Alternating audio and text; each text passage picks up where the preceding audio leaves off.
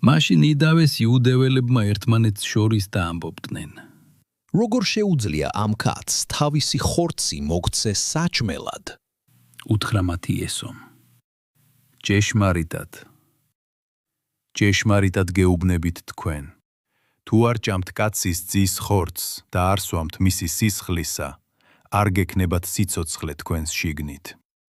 ვინც ჭამს ჩემს ხორცს და სვამს ჩემს სისხლს, მას აქვს საუკუნო სიცოცხლე და მე აღვადგენ მას უკანასკნელ დღეს.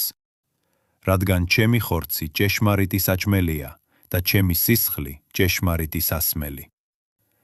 ვინც ჭამს ჩემს ხორცს და სვამს ჩემს სისხლს, ჩემს შიგნით დარჩება და მეც მასში. როგორც მამამ ცოცხალმა მომავლინა მე და მე ვცოცხლობ მამით, ასევე ვინც ჭამს მე, ისიც იცოცხლებს ჩემით. ეს არის პური, რომელიც ჩამოვიდა ზეციდან. არა როგორც თქვენი მამები ჭამდნენ მანანას და მოკვდნენ. ვინც ჭამს ამ პურს, იცოცხლებს უკუნისამდე.